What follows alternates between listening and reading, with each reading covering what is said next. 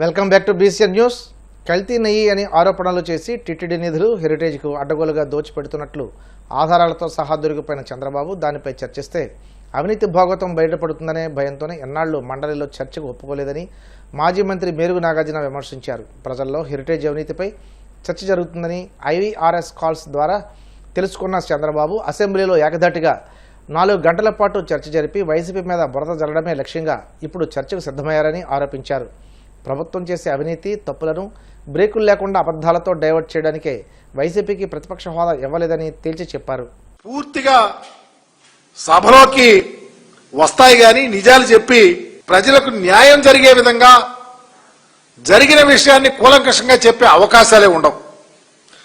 ఒక ప్రక్క CBI charge sheet లో రిపోర్టు ఆధారంగా దాంట్లో ఏమి జంతు కొవ్వు గాని ఎలాంటివి లేవని రిపోర్ట్లో చెబుతా ఉంటే ల్యాబుల ఆధారంగా మీరేమో మీ ముఖ్యమంత్రి గారేమో అబద్ధాలు వల్లిస్తున్నారు. దెయ్యాలు వేదాలు వల్లించినట్టు మాట్లాడుతూ ఉన్నారు. ఏదైనా ప్రజలకు దేవుడి మీద ఒక ఆలోచన తీసుకొచ్చే విధంగా లడ్డు అంటే మహాప్రసాదాన్ని కళ్ళకద్దుకొని స్వీకరించే లడ్డు మీద మీరు రాజకీయాలు చేస్తా ఉన్నారంటే నిజంగా మీకు సిద్ధశుద్ధి ఉందా అని అడుగుతా ఉన్నా. ఈరోజు ఏకైక ప్రతిపక్షంగా ఉన్నటువంటి వైఎస్ఆర్ కాంగ్రెస్ పార్టీ 3 పార్టీలు శాసనసభలో మీరు జనసేన బీజేపీ కలిసి కూటమిలాగా ఏర్పడితే ప్రతిపక్ష నాయకుడిగా జగన్మోహన్ రెడ్డి గారి దాటికి తట్టుకోలేక ప్రతిపక్ష హోదా ఇవ్వలేని పరిస్థితి తీసుకొస్తా ఉన్నారు. దీనికి పూర్తిగా మీ చేతగానితనానికి అద్దం పట్టలేదా అని అడుగుతా ఉన్నాం. ఈరోజు ఎంతవరకు వెళ్ళారంటే శాసనసభలోను శాసన మండలిలోను లడ్డూ వ్యవహారాన్ని చర్చించాలని ఐవీఆర్ఎస్ పెట్టారంటే శ్రీ వెంకటేశ్వర స్వామి వారిని మీ రాజకీయాల్లో ఎలా వాడుకుంటున్నారో అర్థమవుతా ఉందని చెప్పి చంద్రబాబు నాయుడు గారికి తెలియపరుస్తా ఉన్నా. అయ్యా మీ యొక్క రాజనీతి ఇదేనా అడుగుతా ఉన్నాం. ప్రపంచం దేవదేవుడు ఇలవేల్పు ఆపద మొక్కుల వాడు వడ్డీ కాసుల వాడు బిడ్డ పేర్ల వాడు మహనీయుని ఈ రోజు మీరు రోడ్డు మీదకి తీసుకొచ్చారంటే మీ రాజకీయ చతురత ఈ రాష్ట్ర ప్రజలకు ఏం సమాధానం చెప్తారు చంద్రబాబు గారు అని అడుగుతా ఉన్నా. ఇవి రాజకీయాలతోనేనా దేవుణ్ణి ముడిపెట్టేదని అడుగుతా ఉన్నాం. ఏనాడన్నా ఈ రాష్ట్రంలో ఇలా జరిగిందని అడుగుతా ఉన్నాం. చివరికి మీ యొక్క హెరిటేజ్ ఇందాపూర్కు సంబంధించి డైరీకి సంబంధించి మధ్య ఉన్న సంబంధాల కోసం మాకు లెజిస్లేటివ్ కౌన్సిల్లో మా వాళ్ళు గత 5 రోజుల నుంచి పట్టుబడతా ఉంటే మీరు వాయిదా తీర్మానాన్ని ఇస్త్రీ పారేపిస్తా ఉన్నారు, తిరస్కరిస్తా ఉన్నారు. మీ డొల్లతనం బయట పెట్టలేదని అడుగుతా ఉన్నాం. మీ యొక్క చేతకారితనం దాంట్లో అర్థం అవటం లేదా? ఎందుకు చర్చించలేకపోతా ఉన్నారు? ఎందుకు మీకు ఆ దమ్ము లేదు? చర్చించాలి కదా. మీ ఇందాపూర్ డైరీకి సంబంధించి ఆ బ్రాండ్ సోనాయి పేరు మీద హైదరాబాద్ లో కేజీ నెయ్యి 560 రూపాయలకి హైదరాబాద్ లో అమ్ముతుంటే దేవదేవుని దగ్గర మహాప్రసాదానికి ఇచ్చే నెయ్యిని మీరు 658 రూపాయలకి అదే నెయ్యిని అమ్ముతా ఉన్నారంటే దాని మీద ఎందుకు చర్చించలేకపోతా ఉన్నారు? అక్కడ మీరు దొరికిపోయిన దొంగలు కాదా అని అడుగుతా ఉన్నా. హైదరాబాద్ లో 560 రూపాయలేంటి, తిరుపతిలో 658 రూపాయలేంటి? ఇక్కడే తెలుస్తా ఉంది కదా మీ యొక్క రాజనీతి. దేవుని దగ్గర తెలుస్తా ఉంది కదా మీ యొక్క పరిపాలనా సరళి. Not only laddu, entire government లో మీరు చేసే ప్రతి ఒక్క అక్షరం అవినీతి మయం కాదా అని అడుగుతా ఉన్నాం. అస్త్రత పక్షపాతం కాదా అని అడుగుతా ఉన్నాం. 6 జిల్లాలకు చెందిన రైతులకు ప్రాణాధారమైన రాయలసీమ ఎత్తిపోతల పథకాన్ని తక్షణం ప్రారంభించి పూర్తి చేసేదాకా ప్రభుత్వంపై ఒత్తిడి తెస్తామని సీఎం చంద్రబాబు మెడలు వంచిన ప్రాజెక్టును పూర్తి చేయిస్తామని వైసీపీ నాయకులు స్పష్టం చేశారు. ఈ మేరకు నెల్లూరు హిందూపురంలో వైసీపీ నాయకులు Kakani Govardhan Reddy, party general secretary Gadikota Srikanth Reddy, మాజీ మంత్రి సాకే శైలజనాథ్ మీడియాతో మాట్లాడారు. రాయలసీమ లిఫ్ట్ ఇరిగేషన్ ప్రాజెక్టుపై ఇప్పటికే కర్నూలు సభలో నిర్వహించామని వచ్చే నెల 1న కడపలో 6 జిల్లాల నాయకులు సమావేశమై ఉద్యమ కార్యాచరణ రూపొందిస్తామన్నారు. ప్రభుత్వం స్పందించకపోతే రాబోయే రోజుల్లో కూటమి నాయకులను రాయలసీమలో తిరగనివ్వమని హెచ్చరించారు. రాయలసీమ లిఫ్ట్ ఇరిగేషన్ పథకానికి జగన్మోహన్ రెడ్డి గారు ముఖ్యమంత్రిగా దానికి శ్రీకారం చుట్టడం జరిగింది. ఆ తర్వాత ఆయన ప్రభుత్వం ఆగిపోయింది, కొత్త ప్రభుత్వం ఏర్పడింది, కూటమి ప్రభుత్వం. అర్థాంతరంగా పనులు కూడా నిలిచిపోయాయి. అనేక సందర్భాల్లో రైతులకు కానీ నాయకులకు కానీ జగన్మోహన్ రెడ్డి గారు కూడా సందేహాలు లేవనెత్తడం జరిగింది. చివరికి తెలంగాణ అసెంబ్లీ సాక్షిగా తెలంగాణ ముఖ్యమంత్రిగా ఉన్నటువంటి రేవంత్ రెడ్డి గారు నేను మాట్లాడి రాయలసీమ లిఫ్ట్ ఇరిగేషన్ ని ఆపించి వేశాను చంద్రబాబు నాయుడు గారితో మాట్లాడి అని చెప్పి ఆయన అసెంబ్లీ వేదిక జరిగింది. ఆ నేపథ్యంలో ఏదైతే అనుమానాలు అప్పటి వరకు ఉన్నాయో ఆ అనుమానాలన్నీ నిజమయ్యాయి. చంద్రబాబు నాయుడు కుట్రలు కుతంత్రాలతోనే ఈ పథకాన్ని అటకెక్కించేశాడనేటువంటిది పూర్తిగా అర్థమైపోయింది.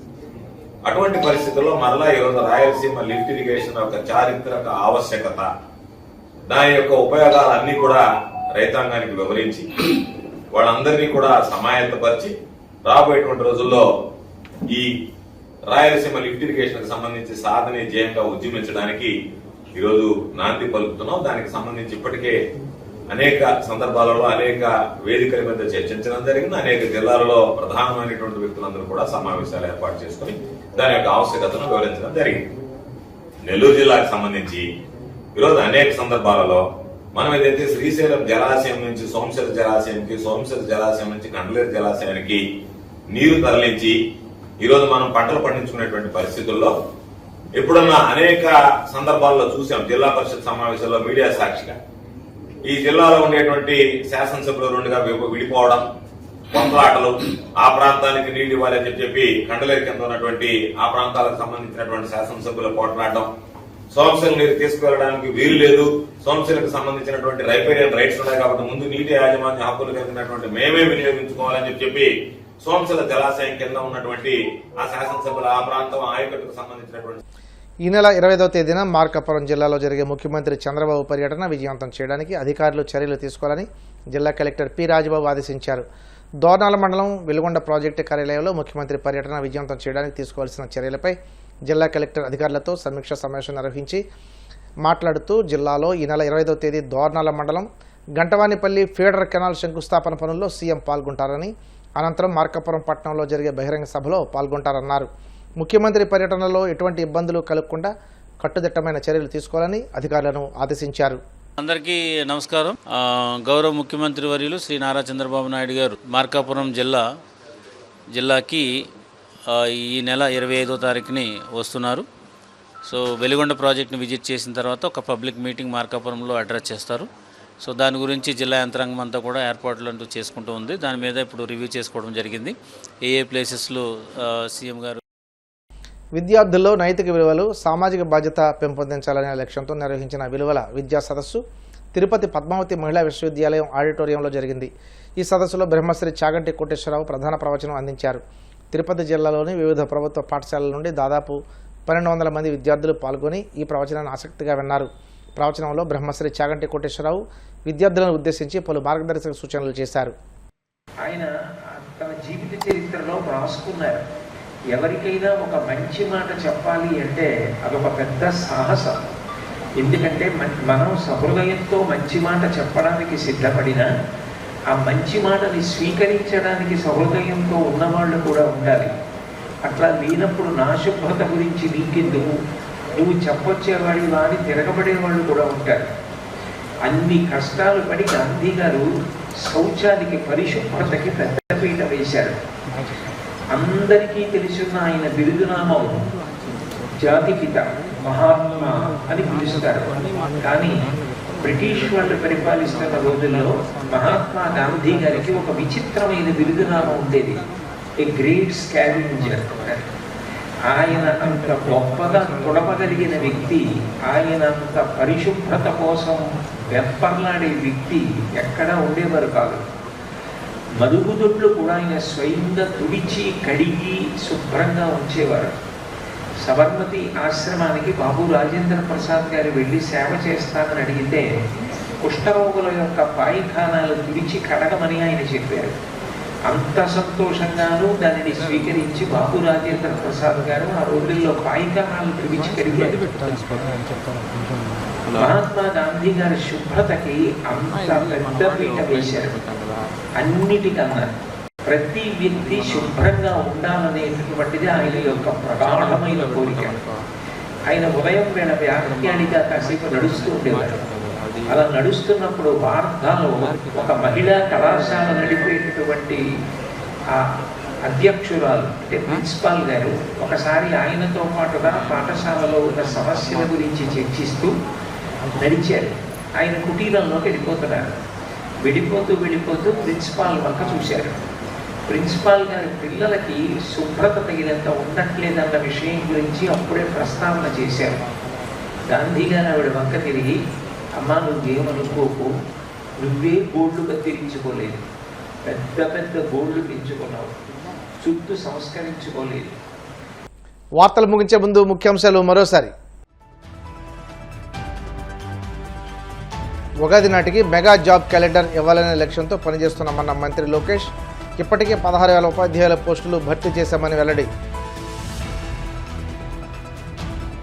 జగన్ ప్రభుత్వం దిగిపోయే నాటికి పౌర సరఫరాల సంస్థను అప్పుల్లో ముంచేసిందన్న మంత్రి నాదెండ్ల.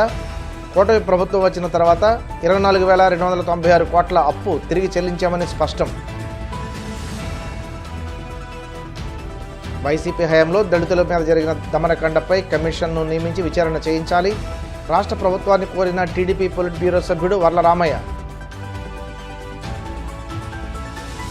అసెంబ్లీలో ఏకధాటిగా 4 గంటల పాటు చర్చ జరిపి వైసీపీ మీద బురద చల్లడమే లక్ష్యంగా ఇప్పుడు చర్చకు సిద్ధమయ్యారు మాజీ మంత్రి మేరుగు నాగార్జున ధ్వజం. ఈ వార్తలు ఇంతటితో సమాప్తం. మరిన్ని వార్తల కోసం BCN digital YouTube channel, Facebook page follow అవ్వండి. అప్డేట్ వార్తల కోసం ప్లీజ్ సబ్స్క్రైబ్.